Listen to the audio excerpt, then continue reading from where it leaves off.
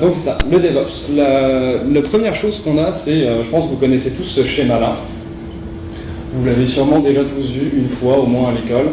Il commence à être vieux. Et ça, c'est souvent utilisé quand on parle des méthodologies agiles. Les méthodologies agiles, ils se sont rendus compte que les équipes de développement, les gens qui travaillaient sur la communication avec le client, l'établissement de qu'est-ce que sont les spécificités, les besoins, et ensuite le passage vers l'équipe de développement, ça se faisait très mal parce que c'était en silo. Il y avait les gens qui disaient « Ok, il faut faire ça ». Ils disaient ça aux gens qui faisaient le code, et les gens qui faisaient le code, ils ne comprenaient pas forcément, tout n'était pas très clair. Donc les méthodologies agiles, elles sont venues régler beaucoup ce problème-là en détruisant les silos qui étaient entre ces équipes-là. Puis on voit dans les dernières années qu'il y a eu vraiment un gros progrès de ce côté-là, puisque de plus en plus on arrive à livrer des logiciels qui répondent vraiment aux besoins des clients, ce qui n'était vraiment pas le cas il y a encore quelques années avant justement l'arrivée de ces méthodologies. Donc agile c'est bien, maintenant on se retrouve dans un contexte où on est un petit peu sur le pivot entre agile et bien intégré. On a encore trouvé qu'il y a des problèmes et on travaille plus ou moins comme ça en ce moment. Vous avez l'équipe de développement, donc avec la méthodologie souvent agile. Donc on a ce qu'on disait, à savoir on est capable de bien identifier les besoins, bien identifier comment les résoudre et fabriquer un logiciel, un software, un site web qui correspond aux besoins de nos clients. Sauf qu'on a encore notre équipe de développement qui fait maintenant les requirements avec, qui est encore très en silo. Donc eux, ils vont choisir le langage, ils vont choisir les frameworks, ils vont choisir d'utiliser Drupal, WordPress, Node.js, whatever. Ils travaillent sur leurs produits, ils fabriquent un logiciel, un site web qui correspond aux besoins qui a été demandé par le client. Par contre, il reste une étape derrière ça, c'est qu'une fois qu'eux ont fini, ils envoient généralement leur code à l'équipe des Ops, qui eux s'occupent aussi en silo dans leur coin généralement de monter les machines, choisir les OS, faire les mises à jour de sécurité. Puis typiquement ces deux équipes-là ne se parlent pas. Donc on a encore des silos de ce côté-là et généralement ce qui se passe c'est qu'une fois que votre équipe de dev a fait son logiciel, l'envoie aux Ops, ils leur disent regarde nous ça tourne, mets-le en prod. Bisous. Et généralement ça ne fonctionne pas, les Ops reviennent vers les devs et les devs sont juste genre moi ça marche, c'est ton problème, maintenant débrouille-toi pour le faire marcher. Donc ça c'est un petit peu un problème, on s'entend, parce qu'on aimerait ça que quand on fait des changements sur un site, quand on fait un logiciel, on puisse l'emmener en prod facilement. Donc c'est là qu'arrive le DevOps en fait. Comme je le disais, agile, l'adoption des méthodologies agiles a déjà fait sauter une grosse partie des silos qui sont en amont du projet jusqu'au développement du produit. Mais il nous reste encore quelques silos dans la partie déploiement, la maintenance, la gestion des machines. Et la culture du DevOps, et je dis bien culture ici, elle pousse les gens à essayer de supprimer ces silos qui restent et elle encourage énormément la collaboration entre ces équipes. Typiquement, l'équipe de développement, au lieu de dire « Ok, on va faire ça », on peut discuter avec l'équipe de Ops pour dire « Hey, si on prend cette techno, ce système-là, est-ce que ça marche bien avec l'infrastructure qu'on a? Est-ce qu'on peut faire des compromis ensemble pour arriver à avoir quelque chose qui fonctionne bien ?» Donc le DevOps, c'est vraiment ça, c'est faire sauter les derniers silos qui restent dans le cycle de vie d'un logiciel au complet. Pourquoi je disais un petit peu que le fait que ce soit marqué DevOps dans mon profil LinkedIn, c'est vraiment juste pour faire plaisir principalement aux recruteurs et aux clients. C'est donc, comme je l'ai dit juste avant, le DevOps c'est une culture. Si vous prenez cette citation, vous la mettez dans Google, vous allez retomber directement sur le site web de Martin Fowler. Si vous ne le connaissez pas, allez lire ce qu'il fait, c'est très intéressant. Si vous le connaissez, retournez lire ce qu'il fait, c'est quand même très intéressant de le lire plusieurs fois. Globalement, ce qui est dit, c'est pas Martin Fowler directement, c'est une des personnes qui travaille avec lui qui a mis ce post sur le DevOps. Et globalement, ce qu'il dit, c'est que peu importe tes outils, le DevOps, ça va être juste un buzzword si tu n'as pas la culture derrière. Donc, le DevOps, c'est pas un métier, c'est pas un poste. Le DevOps, si on le prend en tant que métier ou en tant que poste, qu'est-ce qu'on fait? On crée un nouveau silo entre l'équipe des développeurs et des Ops. C'est un contresens pur avec la philosophie et la culture du DevOps, puisque ce qu'on veut, c'est supprimer ce silo-là. Donc il n'y a pas un DevOps, il n'y a pas une personne qui est DevOps, même si c'est toujours cool de dire qu'on est DevOps. Il y a une équipe qui travaille avec la philosophie DevOps. C'est une équipe ensemble, avec des gens qui sont plus développeurs, des gens qui sont plus Ops, mais qui communiquent ensemble et qui travaillent ensemble. Un petit schéma qui résume un petit peu ça, qui est aussi pris du site de Martin Fowler, du même post qu'il a fait à ce sujet-là. Vous avez deux niveaux en fait dans la culture du DevOps. Vous avez le niveau de culture dans l'équipe, à savoir avoir une équipe pluridisciplinaire qui va travailler beaucoup ensemble et partager les responsabilités. Donc se donner beaucoup de feedback, comme je le disais juste avant de choisir une technologie pour votre software, voir si ça fit avec vos capacités au niveau de vos machines derrière, votre infrastructure. Essayez de travailler de plus en plus pour aller vers de l'automatisation. Plus on automatise les choses plates, plus on peut se concentrer sur les choses qui créent de la valeur. Et faire ça tous ensemble, ça vous permet d'envoyer de la qualité directement dans votre logiciel. Vous perdez plus de temps avec des niaiseries, vous êtes vraiment concentré sur ce que vous faites. Le deuxième niveau de culture qu'il y a besoin, c'est dans votre organisation. Si votre compagnie n'est pas prête à s'ouvrir à cette culture-là, vous ne pourrez pas intégrer la philosophie de DevOps chez vous, parce que vous avez besoin de faire sauter les silos. Donc vous ne pouvez pas avoir une vraie mentalité DevOps dans une compagnie qui dit « Ok, à cet étage-là, il y a les DevOps qui s'occupent de l'infra, et à cet étage-là, il y a les devs qui font leur code ». Ça ne marchera pas. Vous avez besoin de mélanger vos équipes, vous avez besoin d'aller vers une philosophie d'équipe autonome, pluridisciplinaire, pour arriver justement à construire dans cette équipe-là la culture de DevOps au sein de l'équipe. Donc ça fait le tour un peu sur qu'est-ce qu'est le DevOps, d'où ça vient, qu'est-ce que ça va régler comme problème. Je vais vous parler un petit peu maintenant de intégration et déploiement continu. Donc ça c'est quelque chose qui vient se plugger autour du DevOps et qui vise beaucoup à simplifier votre vie. Donc comme je le disais, on va essayer d'automatiser plein de choses pour vous permettre de passer plus de temps sur la production de valeur. Donc, l'intégration continue, concrètement, c'est quoi? Intégration, c'est quand vous travaillez à plusieurs personnes sur un projet. Généralement, vous n'avez pas qu'une personne qui développe. Ce qui veut dire qu'il y a plusieurs personnes sur des machines différentes, à des endroits physiques potentiellement différents, vous n'êtes pas toujours dans le même bureau. Vous écrivez chacun votre code dans votre coin, vous vérifiez que ça marche sur votre machine, mais à un moment, il faut bien regrouper tout ça à un endroit, s'assurer que ça continue à fonctionner. Donc l'intégration continue, c'est une pratique qui va être au cœur une bonne pratique en fait, au cœur du développement moderne, parce qu'en fait ça nous permet d'automatiser ce regroupement d'informations. Il se passe des choses dehors. Plus simplement. Et donc le mot-clé encore une fois c'est l'automatisation ici.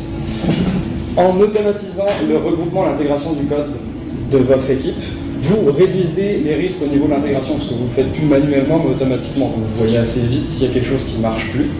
Vous avez un feedback rapide, que ce soit au niveau de votre capacité à avoir du code qui se build tout simplement, ou avoir une infrastructure de test qui va vous dire, une fois que votre code a été buildé, est-ce que ça fonctionne comme c'est supposé fonctionner. Ça vous permet d'avoir quasiment tout le temps une version de votre application qui fonctionne. Donc à n'importe quel moment, vous pouvez, si votre client débarque dans votre bureau, dire « Hey, il y a une version qui fonctionne là, je peux te la booter puis te la montrer ». Et c'est une très bonne base pour automatiser plein d'autres activités, puis je vais en parler un petit peu plus loin. L'intégration continue, ça vient un petit peu de la culture de Extreme Programming. Et l'idée, c'est vraiment, comme je l'ai dit juste avant, c'est qu'on a tout le temps une version de l'application qui est déployable et fonctionnelle. Potentiellement avec des bugs, mais qui fonctionne et qu'on peut montrer. Les bénéfices au niveau de l'intégration continue, ils vont être la valeur de ce que vous allez obtenir avec votre intégration continue dépend énormément de ce que vous allez mettre autour et dans votre processus d'intégration continue.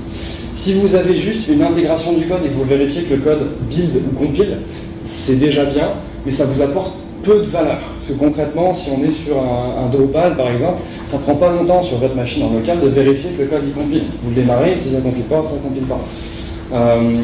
Par contre, derrière ça, derrière l'intégration continue, vous pouvez automatiser beaucoup de choses. Et plus vous automatisez des éléments comme ça, plus vous allez avoir de valeur ajoutée à votre processus d'intégration continue.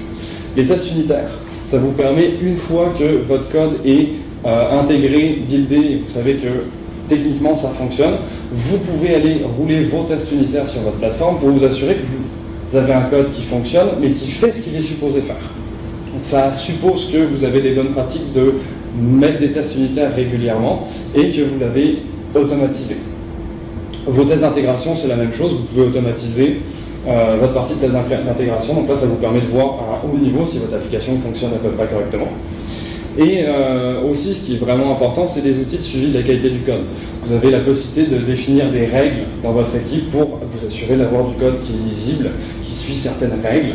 Et l'idée derrière ça, c'est d'être capable, au sein de l'équipe, d'avoir une base commune pour une lecture plus simple du code, ce qui va vous amener petit à petit en fait une plus grande capacité à modifier votre code, à corriger des bugs si vous en avez. Si tout le monde est d'accord sur comment on écrit son code, c'est plus facile de lire le code des autres. Donc si vous automatisez tout ça, vous êtes capable de, dès que vous faites un commit, votre système d'intégration, il récupère tout ça, il le build, il vous dit si ça marche, il roule les tests, il vous dit si ça marche comme c'est supposé fonctionner, et ensuite il va regarder votre code, il va vous dire si votre code il est aux normes de ce que vous demandez de votre équipe ou non. Qu'est-ce qu'on a au niveau des composants de l'intégration continue? On a besoin de différents éléments pour arriver à faire marcher tout ça. La première chose, c'est évidemment un système de gestion de source. Si vous avez votre code dans des dossiers avec des dates, ça va être compliqué d'automatiser des choses. Ça va être compliqué d'intégrer les changements de code. Donc typiquement, j'ai marqué Git Mercurial, CSV, Subversion, tout ça. On s'entend globalement aujourd'hui, quasiment tout le monde est sur Git. Git s'intègre très bien dans un contexte d'intégration continue parce qu'il facilite énormément le travail des développeurs sur leur poste en autonomie pour travailler sur leurs branches, leurs features, et il est très facile de repousser ça, de l'intégrer dans un système d'intégration continue. Je vais vous montrer un workflow basé sur des branches tout à l'heure. Vous allez voir, Git s'adapte parfaitement bien à ce genre de philosophie. Des outils de test automatisés. Donc comme je le disais, si vous êtes capable d'avoir des tests, de les automatiser, vous intégrez ça dans votre système de CI. Dès que vous avez des changements, vous roulez vos tests et vous savez directement si ça fonctionne ou pas. Peut-être c'est vos tests qu'il faut mettre à jour, peut-être c'est votre code qu'il faut mettre à jour, mais au moins vous avez un feedback rapide. Les outils d'analyse de qualité, il y en a plein selon les langages que vous faites. Dans un contexte de Drupal, vous pouvez utiliser des outils qui vont vérifier la qualité de votre code PHP, mais derrière ça, vous avez souvent des gens, une équipe de front-end qui vont s'occuper du thème, et votre thème, ça peut être du JavaScript, il y a du CSS, et vous avez des outils aussi pour vérifier ça. Faut pas oublier d'être un petit peu horizontal dans votre intégration, puisqu'il n'y a pas que le code PHP qui compte dans la vie, il y a aussi le visuel, puis on veut s'assurer que votre code CSS, votre code JavaScript, lui aussi fonctionne bien, puis lui aussi il est visible et maintenable. Donc vous avez des outils pour pas mal tous les langages qui vous permettent de simplifier vraiment bien l'automatisation de ces choses-là. Un système de build, donc typiquement, si je reprends l'exemple du thème par exemple, vous allez vouloir avoir un gulp.grunt pour compiler vos assets, générer les versions minifiées de vos fichiers. Pareil, si vous avez ça, ce genre d'outil vous permet d'automatiser, puis vous ajoutez ça dans votre chaîne d'intégration continue. Et évidemment, un serveur d'intégration continue. Parce que c'est bien beau d'avoir tous ces outils-là, mais si vous n'avez pas un système qui vous fait rouler votre chaîne d'intégration continue, vous pouvez le faire à la main, vous pouvez faire votre propre système, mais ça va être un peu plus long. Donc, il existe un certain nombre de systèmes qui vous permettent de travailler là-dessus. Aujourd'hui, je vais parler en fin de présentation principalement de Travis, mais sachez qu'il y en a beaucoup d'autres qui existent. Travis est très connecté à GitHub, très axé vers l'open source. Vous avez Jenkins qui est open source, mais vous pouvez le monter sur vos serveurs à vous et héberger tout ça en privé si vous voulez. Bamboo, c'est le système d'intégration continue de Atlassian, si je ne me trompe pas. Et donc vous en avez plein d'autres, Cruise Control, Continuum. Ils ont tous des avantages, tous des inconvénients. Si vous connaissez aucun de vos outils, de ces outils-là, essayez-en quelques-uns pour voir qu'est-ce que chacun vous propose. Selon votre contexte, il y en a qui sont plus adaptés que d'autres. Pour l'open source, typiquement, on va aller vers du Travis puisqu'il se branche naturellement très bien avec du GitHub. Pour les éléments parfois plus compliqués, et puis vous voulez garder un peu de côté privé, Jenkins c'est assez facile à mettre en place, etc. Je vais vous montrer juste rapidement un petit exemple de comment ça se passe typiquement avec versus sans CI. Je vais commencer sans CI. Vous avez votre développeur qui veut travailler sur votre projet, nouveau développeur ou développeur qui est déjà dans l'équipe. On est dans un contexte, évidemment, où vous avez plus qu'un développeur. Qu'est-ce qu'il va faire? Il va récupérer son code, pouler, cloner les derniers changements de votre mainline, votre repository de base de votre projet. Il va donc récupérer son code, il va sur sa machine travailler, faire ses petites tâches, ajouter sa feature, sa fonctionnalité, faire son bug fix, les choses qui se font sur un cycle de vie logiciel normal. Donc typiquement, c'est peut-être un petit peu plus Java que PHP, mais on clean l'environnement, on compile, on vérifie que ça fonctionne, on le package pour être sûr que tout fonctionne bien. Donc il s'assure globalement que les corrections ou la feature qu'il a ajoutée fonctionnent sur sa machine. Ce qui est quelque chose de tout bon développeur est supposé faire avant d'envoyer son code sur notre mainline, donc notre repository de référence pour l'application. Jusqu'ici, tout va bien.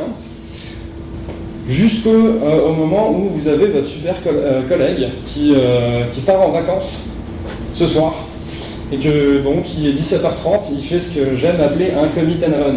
Il est content, il a fini son bout de code, commit, push, je m'en vais. Sauf que lui, il n'a pas fait sur sa machine, il n'a pas vérifié que ça buildait, il n'a pas vérifié que les tests passaient, rien. Il a juste fait son commit and run. Et là, il est en vacances pour 2 semaines. Cool. Qu'est-ce qui se passe quand vous revenez le lundi suivant au boulot? Votre collègue n'est pas là.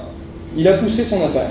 Vous arrivez, vous faites votre petit travail, vous essayez de committer, puis là, votre mainline vous dit « je ne peux pas committer, il y a eu des changements. » Ok, fine. Je récupère mes changements. Et là, en tant que bon dev, avant de repousser et de faire mon merge, je vais refaire mon étape de vérifier que tout fonctionne sur ma machine. Et là, surprise, le code, il ne compile plus. Étant donné que j'ai confiance en mes coéquipiers, mes teammates, je me dis, ok, j'ai dû faire une boulette quelque part, je commence à chercher, je perds beaucoup de temps à savoir d'où vient le problème. Et en fait, là, je me rappelle que mon collègue de la table d'à côté, il est parti en vacances, il a commité, et on n'a pas du tout vérifié ce qu'il avait fait avant de partir. Lui, il est bien tranquille, au bord de la plage, et nous, on est là à galérer avec son code, on ne sait pas ce que c'est forcément, on ne sait pas pourquoi ça ne marche pas. Et c'est un peu gênant, on perd beaucoup de temps, puis c'est très frustrant parce qu'on se retrouve à devoir corriger des choses des autres. Travail d'équipe, mais il y a une limite un petit peu, on s'entend. Dans un contexte plus CI, on va avoir le même style de workflow, à savoir qu'on va récupérer notre code, on va faire notre travail, on va quand même le rouler sur notre machine pour être sûr de ne pas tout le temps committer des trucs qui ne fonctionnent pas. C'est une bonne pratique de le faire sur votre machine, même avec un environnement de CI, parce que c'est bien quand les builds sont verts. Ensuite, donc, vous vérifiez que tout fonctionne, vous le poussez sur votre mainline, et là la différence c'est que c'est pas un autre collègue qui un jour va faire l'update au moment où vous voudra merger son code. Directement, vous avez votre serveur de CI, donc un Travis, un Jenkins, qui va voir que votre repo a été mis à jour, et va se dire, ok, le repo a été mis à jour, je vais récupérer ce code qui a été mis à jour, et c'est moi qui vais rouler de nouveau nos différentes étapes. Donc, la compilation, on vérifie que le code est bon. Les tests, on va rouler plein de choses. On peut le déployer sur des environnements de staging, de pré-prod pour rouler des tests d'intégration aussi si on veut. Plein de choses qui sont automatisables. Et si jamais il y a un élément qui ne marche pas, notre serveur de build, il va nous le dire tout de suite. Puis vous pouvez le configurer pour qu'il vous envoie un mail, une notification Slack, ou avoir simplement une télé, un board, un écran chez vous qui vous dit « Oh, c'est rouge !» Là, l'avantage, c'est qu'on sait tout de suite que c'est rouge. Généralement, les builds sont relativement rapides, surtout si on est dans un contexte, encore une fois, Drupal. Ça ne prend pas 5 heures à builder votre site en général. Même si vous avez beaucoup de tests dessus, même si vous avez un gros CSS à minifier, etc., on parle de quelques secondes, quelques minutes maximum. C'est pas très long avant d'avoir un vrai feedback de « Ok, ce qu'on vient de faire, ça ne fonctionne pas ». Et l'intérêt aussi, c'est qu'on sait d'où vient le problème. Donc si c'est votre collègue qui était parti en vacances, on sait que c'est lui. Le but, évidemment, c'est pas de blâmer les gens, c'est juste d'être capable de connaître d'où vient un problème, et que si par exemple vous savez que c'est votre collègue qui l'a fait, qu'il est là, vous lui dites « Hey, ton build est rouge, peux-tu checker ?» Et pendant ce temps-là, vous pouvez aller check-outer la dernière version du code qui fonctionne. Comme ça, vous n'êtes pas embêté, vous, sur votre instance, pour avancer sur vos tâches à vous, et ça vous permet après de remerger une fois que chacun a corrigé ses erreurs. Vous pouvez aussi, si vous êtes sympa, aller aider votre collègue à corriger son bug. C'est pas parce qu'on est avec un système comme ça qu'on est obligé d'être perso. Encore une fois, le but c'est de communiquer. Donc, pourquoi est-ce qu'on devrait faire du CI? Globalement, c'est comme je le disais tout à l'heure, ça nous permet d'avoir toujours une version fonctionnelle, ou au moins de savoir à quel instant du code on a la dernière version fonctionnelle. Notre petit serveur de CI il nous fait des petits builds rouges ou des petits builds verts. Vous avez souvent l'historique, ça vous permet de savoir quelle version du code vous pouvez check-outer pour faire une démo à votre client ou juste aller chercher votre code. L'intégration est plus douce. Donc, comme on le disait tout à l'heure, si vous êtes plusieurs à travailler, qu'il y en a un qui a cassé quelque chose, vous n'êtes pas forcément bloqué par ça. Vous pouvez revenir un tout petit peu en avant, retourner justement sur votre étape fonctionnelle, avancer sur votre tâche qui est potentiellement extrêmement urgente versus le bug qui vient d'être intégré, il est moins. Donc vous n'avez pas de problème avec ça et l'intégration au sein de l'équipe sur le développement qui est fait va être plus simple à faire, avec moins de risques aussi pour vous et pour tout le monde.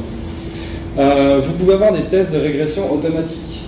L'intérêt d'avoir vos tests unitaires ou pas d'ailleurs, c'est que dès que votre CI va récupérer votre code, il va rouler vos tests. Si vous avez cassé quelque chose, vous le savez tout de suite. Encore une fois, je fais référence à la slide qu'on a vue un tout petit peu avant, de dire c'est important d'automatiser plus de choses, principalement vos tests. Vos tests ont une énorme valeur quand vous développez quelque chose.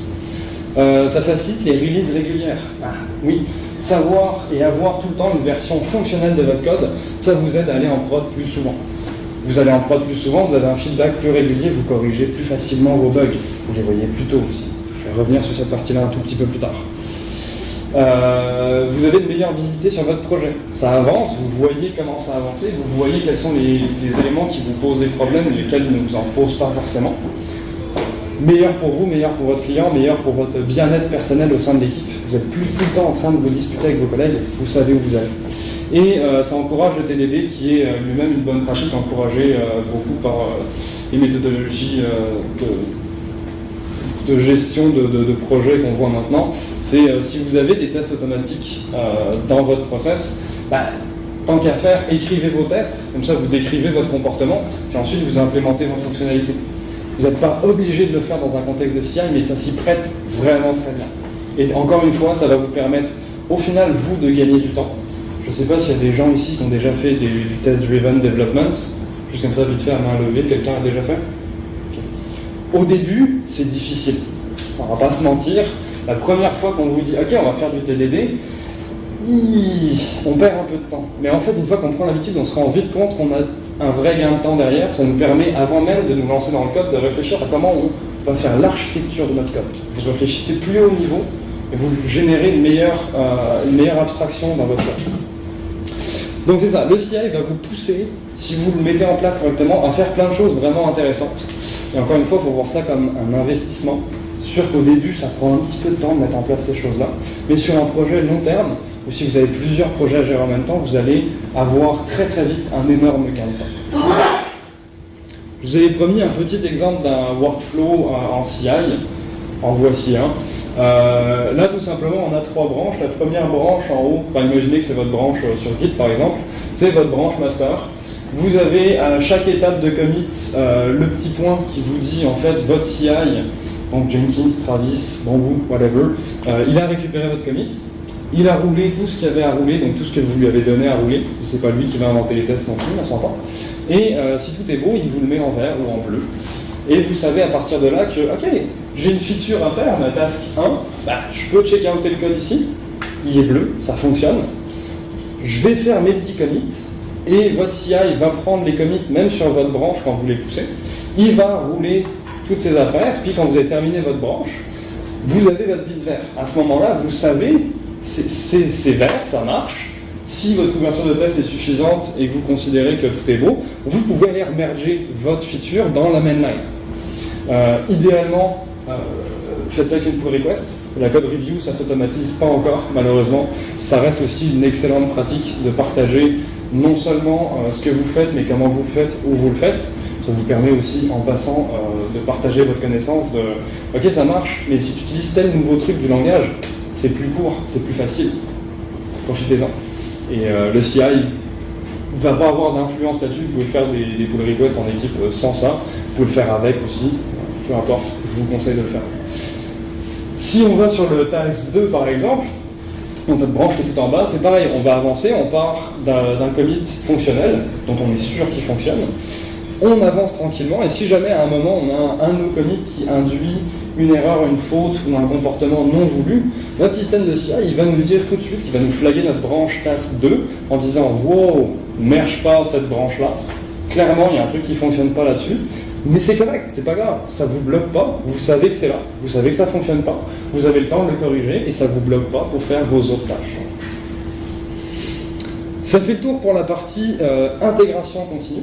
Je vais maintenant vous parler un tout petit peu du déploiement continu, qui en fait est simplement une extension des principes d'intégration continue.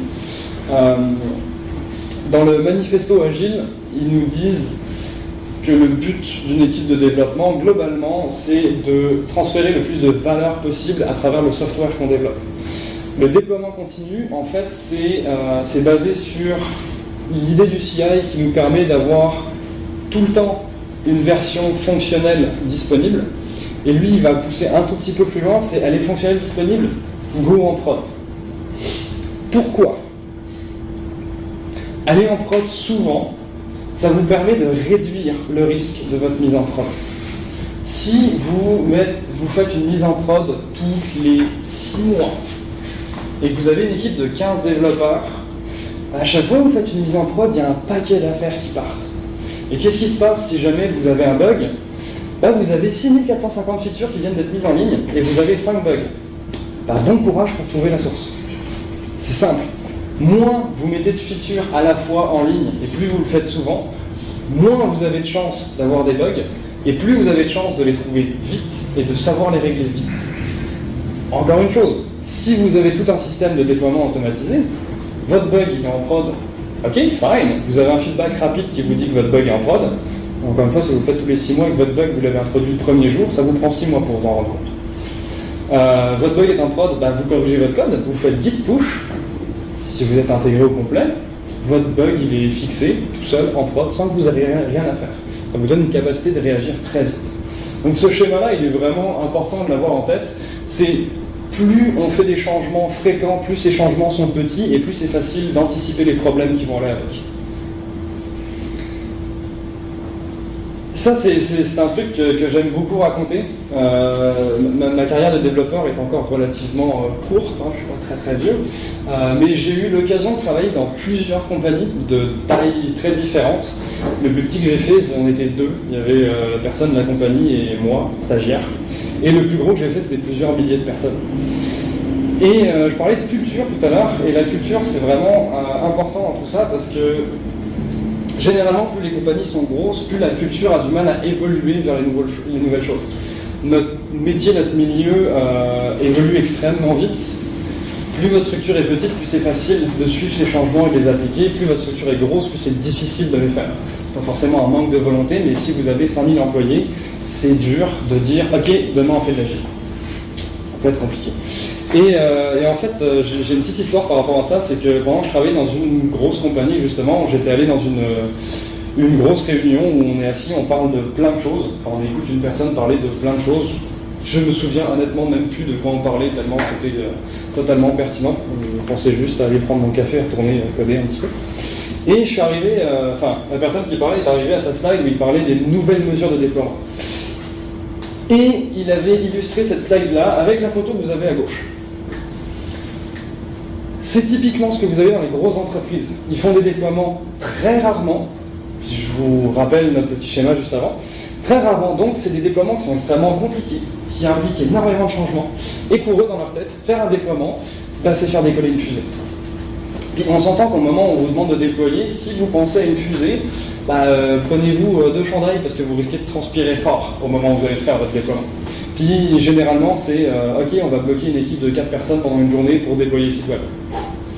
C'est intense, c'est un site web, allons-y tranquillement.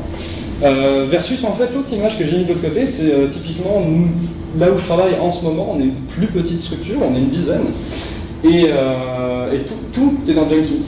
Absolument tous nos projets sont au minimum en intégration continue, et on a certains de nos projets qui sont en déploiement continu. Je vais vous montrer la différence dans quelques minutes. Et nous, c'est facile, quand j'ai quelqu'un de l'équipe front-end qui me fait on peut-tu envoyer en prod ? Je regarde, je dis oui, je clique sur un bouton, c'est parti en prod. Il n'y a pas de stress derrière ça, on le fait souvent, on est habitué, c'est automatisé, c'est solide, on a des tests.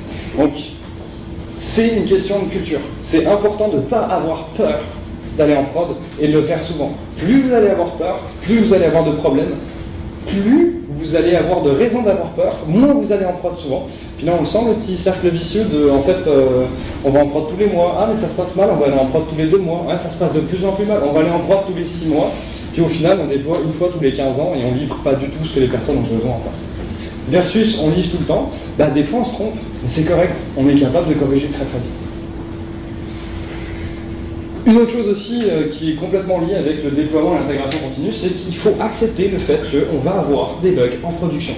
La réalité, c'est que peu importe le software que vous développez, je vous dirais que peu importe la quantité de code que vous avez fait sur votre site web Drupal, sur votre application Java, Node, peu importe, la plus grosse partie du code qui fait rouler votre application, c'est pas vous qui l'avez écrit. Quand vous faites du JavaScript, votre JavaScript fait des choses, mais il y a d'autres langages derrière qui font d'autres choses. Il y a votre serveur, que c'est pas vous qui avez codé, ou alors vous êtes vraiment motivé, puis respect. J'espère que vous l'avez mis en intégration continue, votre serveur. Mais ce que je veux dire par là, c'est que vous avez votre code, vous faites votre mieux pour qu'il soit clean, pour qu'il fonctionne bien, mais vous allez toujours avoir un bug dans votre code, et votre code est basé sur le code de milliers d'autres personnes, qui eux aussi font sûrement de leur mieux, mais qui parfois laissent passer des choses. Donc il faut être conscient qu'une application qui a zéro bug, ça n'existe pas. Ça ne veut pas dire que votre application ne marche pas. Il y a des bugs qui n'apparaîtront jamais, mais ils sont là.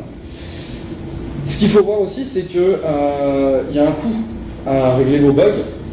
Et encore une fois, dans un contexte de « Ok, on accepte qu'il y a des bugs, donc on n'a pas peur d'aller en prod. On va en prod, on a un bug, on a un testeur qui va le faire, ou on a un client qui va nous dire « Hey, feedback, j'ai essayé de faire ça, ça marche plus. Ok, on va le corriger, et puis il revient dans 10 minutes, ça va être fait. » Pourquoi? Parce que quand on veut déployer, on clique sur un bouton, et c'est un prod. Donc il faut accepter les bugs en production. Puis une fois qu'on a accepté qu'on a des bugs en production, qu'on a accepté que les déploiements en production, c'est pas une fusée qui décolle, vous allez voir que vous allez devenir beaucoup plus flexible et beaucoup plus capable d'avoir un software de qualité qui fonctionne bien. Pour terminer là-dessus, la différence en fait entre le déploiement continu et l'intégration continue, comme je disais, le déploiement continu, ça suit la philosophie du continuous delivery. Tout simplement, la différence, c'est votre dernière étape. Soit les manuels, soit automatique. Ça ne veut pas dire que votre déploiement n'est pas automatisé en intégration continue. Ça veut juste dire que en déploiement continu, quand vous committez quelque chose, ça passe à travers vos étapes d'intégration continue et ça part en prod, sans que vous fassiez rien de plus qu'un push. En intégration continue, ça passe à travers plein de choses, ça peut partir automatiquement sur un environnement de test, de staging, de pré-prod, mais si c'est vous qui déclenchez l'action d'aller en prod, vous n'êtes pas en déploiement continu. C'est pas forcément une mauvaise chose, encore une fois, le processus d'intégration continue vous emmène très loin, et dans certains contextes, vous pouvez potentiellement préférer avoir la main sur quelle release vous allez faire. Dans un contexte de déploiement continu, vous n'avez plus de notion de release. Vous poussez du code, il est en prod. Pour vous donner une petite idée un petit peu des chiffres de compagnies qui ont quand même beaucoup intégré ce concept de déploiement continu. Donc, c'est pour vous donner un ordre d'idée, les chiffres sont probablement plus tout à fait justes. Ça remonte à quelques temps quand on les avait retrouvés. Et honnêtement, j'ai plus la source. Il faudra demander au gars derrière, c'est lui qui les avait redonnés. Voilà. Mais pour vous donner une idée, une compagnie comme Facebook fait à peu près 2 déploiements en production par jour. Une compagnie comme Flickr va aller sur une dizaine de déploiements par jour. Donc eux sont clairement en déploiement continu. Une compagnie comme Netflix, qui eux sont vraiment à fond sur l'intégration continue, le DevOps et le déploiement continu, ils vont aller à 100 déploiements par jour. 100, ça commence à faire beaucoup. Pour la petite histoire, Netflix, ils ont des équipes, quand je parlais de mon petit schéma de l'équipe DevOps qui est autonome, eux, c'est une équipe qui fait un service. Donc vous avez le développeur, vous avez la personne de l'infrastructure, ils sont ensemble. S'il y a un truc qui ne marche pas, ils sont tous réveillés au milieu de nuit. Ils sont une équipe, ils travaillent ensemble, c'est leur responsabilité commune, le bon fonctionnement de leur service. Mon dernier exemple, c'est Amazon. Amazon, ils font un déploiement, en moyenne, toutes les 11,5 secondes. Eux, ils sont en déploiement continu, en vrai. Après, il faut prendre ça avec un tout petit peu de recul. Amazon, ils ont une infrastructure et une quantité de services en ligne qui est monstrueuse, et que forcément, ça aide beaucoup à monter les chiffres. Mais un déploiement toutes les 11 secondes, ça veut dire que juste le temps que je vous le dise, ils en avaient déjà fait 4. C'est quand même pas mal.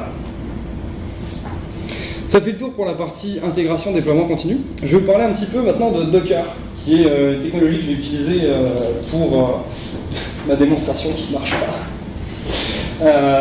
Donc Docker, en fait, qu'est-ce que c'est? Est-ce qu'il y a des gens qui connaissent Docker, qui ont déjà entendu parler, qui ont déjà utilisé? Un petit peu moins déjà. Mais ça en prod. Ah, bonne question. Donc Docker, qu'est-ce que c'est? Docker, je vais prendre une comparaison avec une machine virtuelle. Donc je vais faire plein de comparaisons avec c'est comme une machine virtuelle, mais c'est pas une machine virtuelle. La différence principale entre Docker et une machine virtuelle, c'est que vous partagez le kernel de votre OS avec Docker. Avec une machine virtuelle, vous trimballez votre OS partout. Je ne vais pas rentrer trop dans le détail de ce schéma-là, mais vous voyez globalement une VM, vous avez votre OS sur votre machine, vous avez vos librairies, vous avez votre VMware ou VirtualBox qui est installé, et par-dessus ça, vous allez donner votre machine virtuelle qui, vous devez la démarrer, installer votre OS, ça peut être un OS léger, mais ça peut être un Windows, ça peut être des trucs beaucoup plus lourds. Et ensuite, par-dessus ça, si vous l'utilisez pour faire tourner votre application, vous installez vos dépendances de vos applications et vous remettez par-dessus votre application. L'intérêt des technologies comme Docker, qui sont des technologies qu'on appelle de containerisation, c'est qu'ils vont utiliser le kernel qui est déjà sur votre machine. Vous allez avoir votre petite couche du Docker Engine qui va être l'équivalent, en fait, si vous voulez, de votre VirtualBox ou de votre VMware. Et par-dessus ça, vous allez shipper votre conteneur qui ne contient que les librairies et dépendances de votre application et votre application. Vous n'avez plus un OS à vous traîner là où vous vous déplacez. Donc l'intérêt derrière ça, c'est que c'est beaucoup plus léger. Et c'est aussi beaucoup plus rapide à démarrer. Une autre chose aussi, c'est que Docker, il vise vers l'isolation et les microservices. Typiquement, dans un conteneur Docker, vous allez avoir qu'un seul service qui tourne. Que généralement, quand on va vous shipper une machine virtuelle, on va vous shipper dedans, il va y avoir votre serveur web, il va y avoir votre proxy, votre base de données. C'est un gros morceau. Puis si jamais il y a un truc qui tombe dedans, ça peut être compliqué de retrouver la source des problèmes. Docker, en général, vous shippez plusieurs conteneurs qui se parlent entre eux. Puis s'il y a un problème avec un service, vous voyez tout de suite quel conteneur c'est. C'est plus facile à identifier, c'est plus facile à remplacer aussi. Docker, si jamais vous avez un problème avec votre base de données, vous spawnez de nouvelles bases de données. Avec votre machine virtuelle, ça peut être plus compliqué.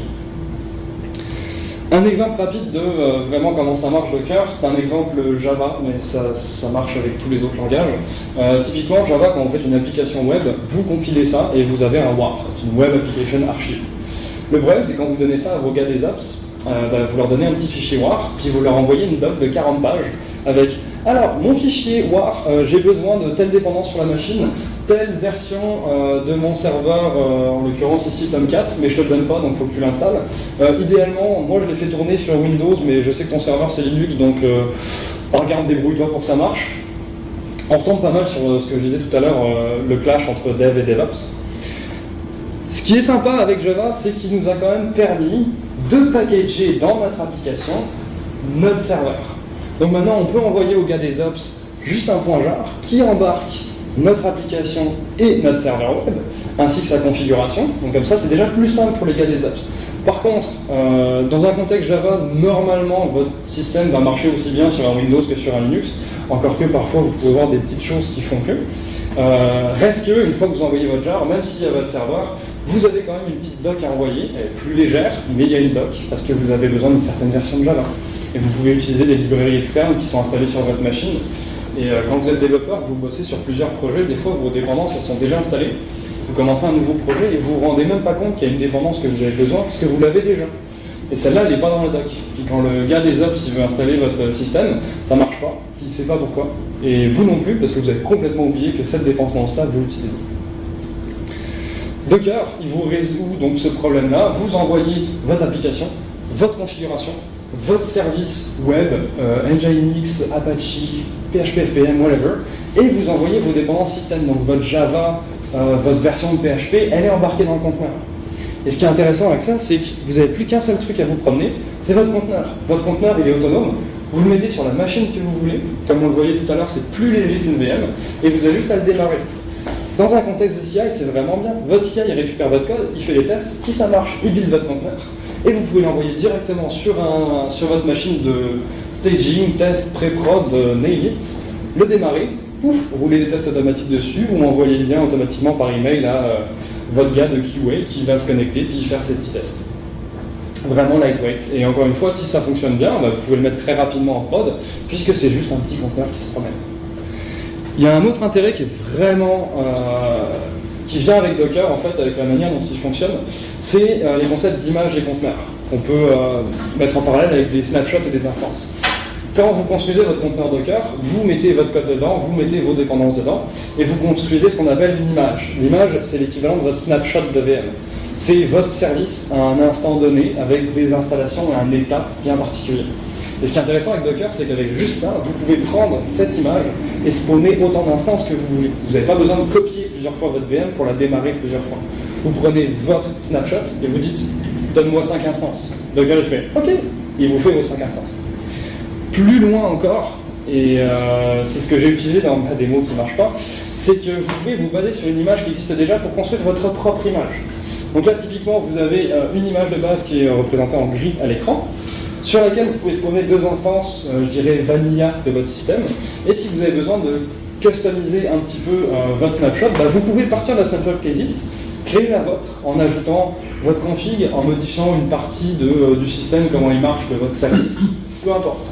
Et après spawner vos instances de ces choses-là avec ça. Donc, ce qui m'amène à...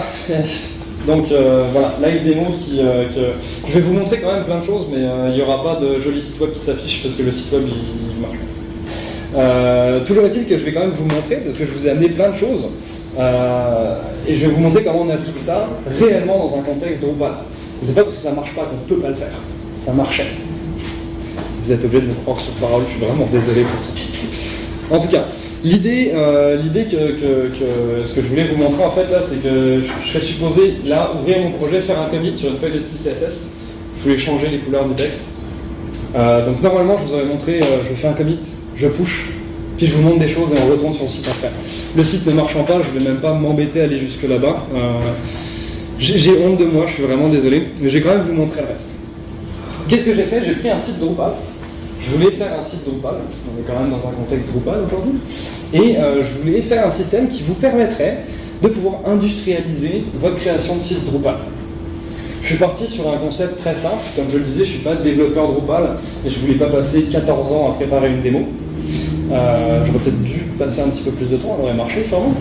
Mais l'idée que je voulais faire, je voulais aller sur quelque chose de très simple. Je suis allé sur un GitHub, je suis allé chercher le thème qui s'appelle Monoset, je pense. Donc c'est un thème qui a été développé pour Drupal 8. J'ai récupéré ce code-là et je me suis dit, ok, je vais me fabriquer un Drupal, une image de base Drupal pour tous les sites Drupal que je vais vendre à mes supposés clients. Et puis je vais me faire un projet par client, et puis pour chacun des clients, je vais avoir un thème différent.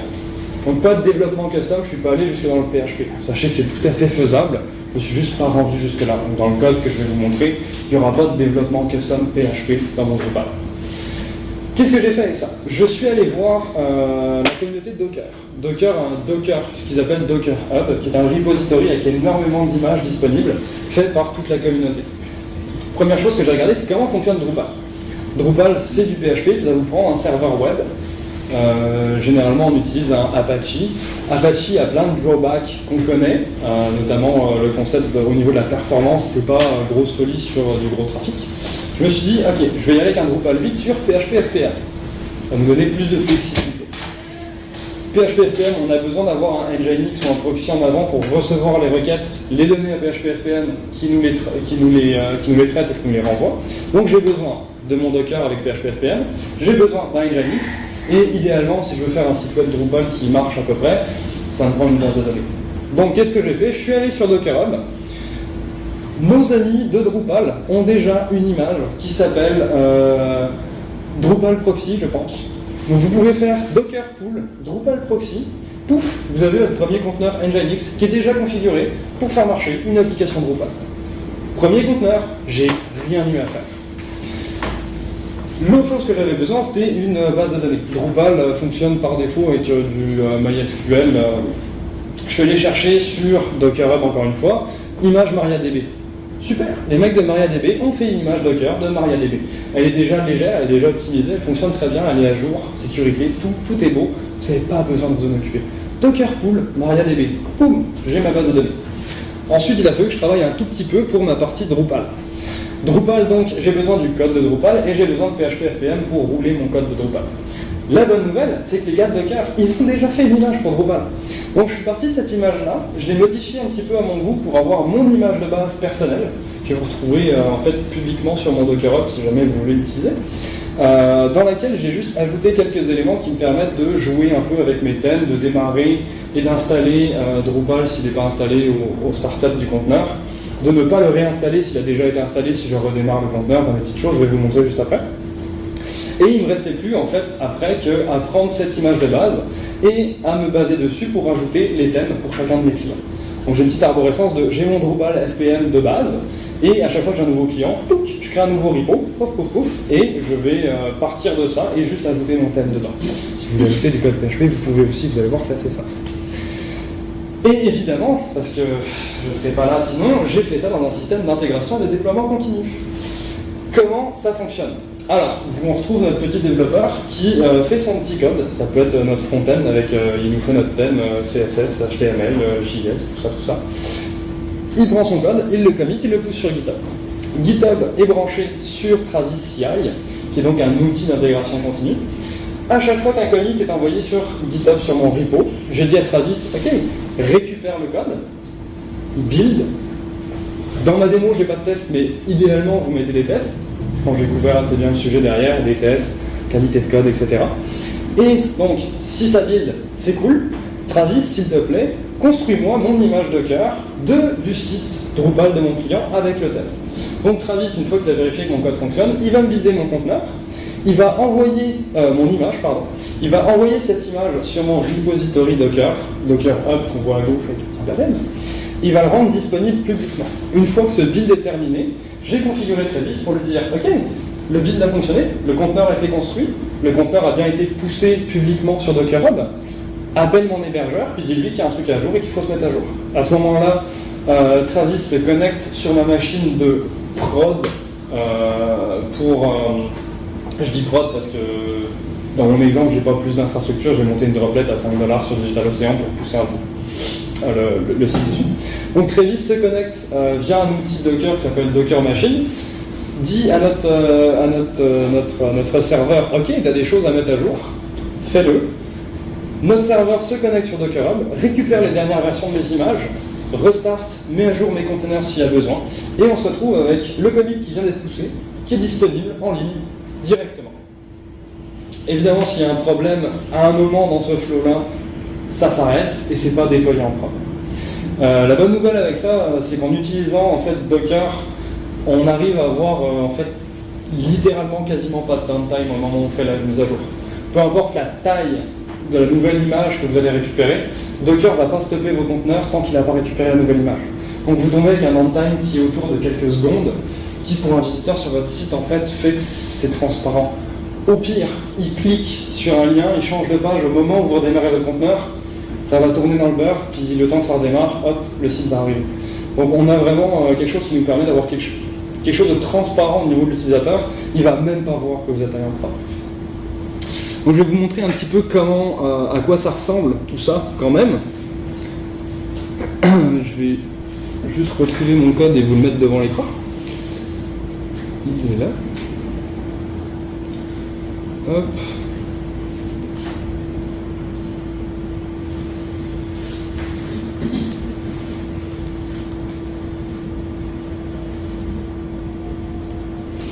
Concrètement, qu'est-ce qu'on a ici? J'ai mon petit bout de Dockerfile, je vais vous le mettre encore un peu plus grand. Voilà. Donc on voit sur le côté que j'ai mon dossier Drupal, j'ai mon Docker Drupal et Docker Drupal Example.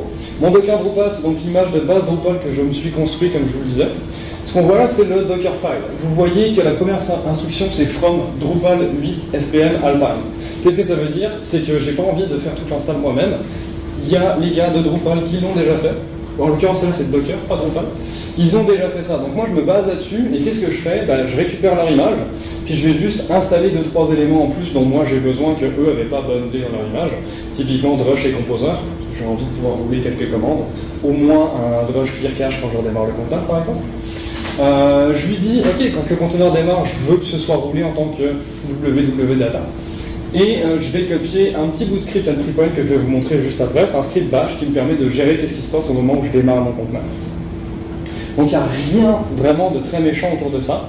Et ça me permet d'avoir une image de base Docker qui va être flexible pour les besoins que j'ai identifiés, à savoir être capable d'industrialiser et de simplifier mon processus de ok, j'ai plein de clients, je vais leur faire plein de thèmes et je veux que ça aille vite. Encore une fois, ça permettra que mon équipe de front-end, par exemple, puisse se concentrer sur je fais un thème et pas comment est-ce que je fais la config pour que ça aille sur la machine, etc. Notre petit entry point, il y a beaucoup de bash, mais concrètement, tout ça, c'est juste je vérifie certaines variables d'environnement qui me permettront d'initialiser donc le Drupal. La première fois que je démarre le conteneur, je vérifie si Drupal est installé ou pas. S'il n'est pas installé, je m'assure que les différentes variables d'environnement dont j'ai besoin sont présentes, à savoir où est ma base de données, c'est quoi le login de ma base de données, c'est quoi le nom de ma base de données, password de ma base de données, et je cherche aussi le admin username et admin password. C'est bien de démarrer Drupal, mais c'est mieux si on peut se connecter dessus après. Derrière ça, je vais juste rouler, je vais attendre que ma base de données soit disponible. Installer Drupal sans base de données, c'est compliqué. Je vais lancer une petite commande de rush install en lui donnant les informations, donc c'est du très basique, comme je disais, j'ai juste un thème qui va se mettre, donc je lui dis c'est qui mon user mot de passe, où est ma base de données. Lui va démarrer tout ça, et une fois que c'est terminé, je vais juste rouler un petit drush clear cache pour être sûr, même si juste dans le cas où je redémarre l'instance, en fait, je ne vais pas la réinstaller, mais je vais faire un clear cache pour être sûr que tout est beau. Et après, je renvoie en fait sur l'instruction de démarrage standard de l'image que j'ai récupérée de chez Docker, à savoir, ok, vas-y, démarre-moi PHP-FPM qui fait toute ta poutine derrière. Je ne vais pas configurer PHP-FPM, je dis juste de démarrer. Ça a déjà été fait par quelqu'un d'autre. Ce qui me permet d'avoir une image en fait assez light, c'est quelques lignes de code, et puis j'ai quelque chose qui est facilement industrialisable derrière. Évidemment, derrière ça, je l'ai mis en CI, à savoir qu'à chaque fois que je commit quelque chose, je vous montrerai comment ça marche sur l'autre projet. À chaque fois que je commit, ça va me construire mon image, ça va la rendre disponible sur Docker Hub, ce qui fait que tous mes autres projets vont être capables de récupérer la dernière version de cette image tout le temps. Donc ça, c'était pour la petite partie de donc mon image de base, et après, on ne voit pas très bien sur le côté, mais globalement sur mon projet de mon client, par exemple, j'ai un dossier thème dans lequel on met notre thème comme vous faites avec Drupal d'habitude, avec votre configuration de thème, etc. Vos CSS, HTML, vos templates. Et j'ai encore une fois un petit Dockerfile qui traîne. Et là vous voyez que il est assez léger déjà. Donc encore une fois, c'est pas beaucoup de code à écrire pour être capable de builder vos images. Et enfin, c'est peut-être pas flagrant, mais j'ai deux parties. J'ai une première partie ici qui va me chercher en fait une image de node. Parce que mon thème, il utilise NPM, il utilise Gulp pour builder, et c'est des choses que j'ai pas forcément envie de retrouver sur mon serveur de production. J'ai pas besoin d'avoir Gulp sur ma machine de prod. Donc j'utilise ce qu'on appelle un multi-stage Dockerfile, à savoir que je vais créer un conteneur qui va builder mon thème, et qui va être disponible sur l'instruction suivante, où là par contre je vais builder mon image finale. Je vais chercher l'image que je vous ai montré tout à l'heure, que j'ai publiée sur le Docker Hub, qui est mon image. Donc là, c'est plus from Docker, c'est from moi. L'image Drupal 8 et je veux la dernière version. Et là, tout ce que je lui dis, c'est, regarde, copie depuis le builder que j'ai fait avant, qui lui avait Gulp et tout ça, va me chercher le dossier du thème qui a été construit, mets-le dans l'image, et c'est fini. Et là, juste avec ça, j'ai donc mon image Docker de mon site Drupal fonctionnel. À chaque fois que je vais changer quelque chose dans le dossier de mon thème et que je le commit, je vais avoir un script sur Travis qui va vérifier que tout est beau avec ça. Le script sur Travis, il est assez léger aussi. Si vous êtes un tout petit peu habitué avec du bash, ça ne vous fera pas peur. Si vous n'avez jamais fait de bash, ça se peut que ça vous fasse un tout petit peu peur, mais vous allez voir, c'est très simple. Ça, c'est un langage de Travis. Ça vient dans votre repo et Travis, il lit ça, et en lisant ça, il sait ce qu'il doit faire avec les commits qui arrivent. Sudo required, pour utiliser Docker, j'ai besoin d'être sudo sur la machine. Travis en fait va me fournir une espèce de machine virtuelle, qui est d'ailleurs probablement un conteneur Docker. Je pense que c'est ça, je suis pas certain, hein, mais... Et vous lui dites de quoi vous avez besoin, et lui il vous donne l'image d'une machine, un environnement propre qui va vous permettre de faire ça. Donc là je lui dis, j'ai besoin de Docker, pas de langage particulier puisque je vais tout faire dans Docker.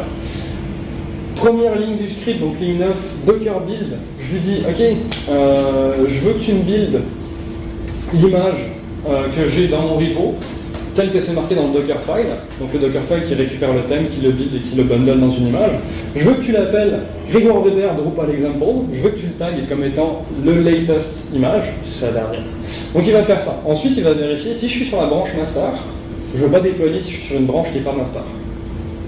C'est bien de déployer automatiquement, mais on ne va pas déployer n'importe quelle branche non plus en prod. Si je suis sur la branche master, ok, c'est beau, mon image elle est cool. Donc connecte-toi sur mon compte Travis, mon compte Dockerup, pardon, et envoie-moi l'image qu'on vient de builder en l'appelant latest et le numéro de build de Travis. Comme ça, si jamais j'ai un problème, j'ai toujours l'historique et je peux revenir en arrière si j'ai besoin. Derrière ça, un tout petit peu plus loin, je vais aller tout simplement chercher des informations sur la machine, sur le serveur. En fait, Travis sait déjà où est ma machine, je vais vous montrer juste après. Et je vais dire, ok, récupère la dernière version des images, puis démarre. Docker Compose, est-ce que tout le monde connaît Docker Compose ou pas? On a des gens qui connaissent peut-être pas. Est-ce qu'il y a une personne qui ne sait pas ce que c'est Docker Compose? Je l'explique et je le montre rapidement. Ok, très vite. Docker Compose, en fait, c'est un regroupement de commandes qui va vous permettre de démarrer plusieurs conteneurs Docker ensemble. Si vous avez des microservices, si vous avez plus d'un service, vous n'avez pas envie de taper vas-y start ma base de données, start mon conteneur machin, start mon Nginx. Non, vous lui mettez ça dans un fichier YML, vous lui dites regarde, j'ai Drupal, c'est quoi l'image? C'est celle-là. Je lui donne les informations que j'ai besoin pour démarrer correctement. J'ai besoin d'un Nginx, va chercher Drupal Docker Nginx. Vous voyez qu'il n'y a vraiment rien à faire, c'est littéralement la seule chose que j'ai eu à faire pour avoir un Nginx qui marche. Je veux une base de données, va me chercher un MariaDB, hop, je lui donne tes paramètres de login, mot de passe, et je lui dis où stocker la donnée parce que c'est mieux de ne pas la perdre. Et ensuite, je donne ma commande Docker Compose. Docker va lire ça, il va exécuter toutes les commandes qu'il faut, il va faire les relations avec les conteneurs et tout, va builder tout ça. Et donc avec ça, vous branchez ça sur votre système d'intégration continue. Quand vous avez un nouveau client, vous avez juste à créer un nouveau repo. Vous pouvez même garder le même Travis file. Tout ce que vous avez à faire, c'est changer les instructions de connexion à votre machine parce que vous ne voulez pas forcément que tous les clients soient déployés sur la même machine. Ça peut poser problème. Et vous êtes en business. Vous pouvez construire autant de sites que vous voulez, aussi vite que vous voulez. Respect de méthode, à moins qu'il y ait genre Oui, mais je terminais juste avant, j'étais au bout. Et donc, comme je vous disais, malheureusement, je ne vous montrerai pas le site puisqu'il ne fonctionne pas, mais ça vous donne une très bonne idée de qu'est-ce qu'on peut faire et que je vais demander de me croire sur parole que ça fonctionne en fait. En fait, si vous avez des questions, n'hésitez pas. Ou si vous voulez venir la question après. Pour un environnement de production, on veut peut-être plus Docker qui doit ça. Nous, on a Docker qui roule sur tous nos environnements de production.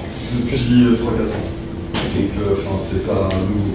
Et typiquement. C'est pas nouveau, mais je veux dire, ça fonctionne bien. Ouais. Et en fait, ça a d'autres avantages pour nous, c'est qu'on construit nos images Docker et quand on a un nouveau développeur qui arrive dans l'équipe, au lieu de lui dire on va te garder 2 jours pour que tu fasses ton setup, tu lui dis tu fais Docker Pool, ça y est, ça marche. Fait qu'on a des gains en fait autant pour aller en production, autant pour faire nos tests, autant pour notre système de CI, que aussi pour le développement en tant que tel, puisque nos environnements de développement sont ISO. On peut travailler sur un Windows, sur un Linux, sur un Mac, on a tous les mêmes outils, on a tous les mêmes dépendances, on n'a pas de problème avec ça. Et en production, vous avez pris le problème de perf lié au fait que peut rajouter sur une couche Docker, est-ce que sur des sites à fort trafic, vous recommanderiez ce genre de choses? Parce que ça rapporte beaucoup finalement. On a monté une application, c'était pas du Drupal, mais on a monté une application microservice avec une quinzaine de services, c'était principalement du Java. On était capable de handler avec un seul conteneur de chacun de services plusieurs dizaines.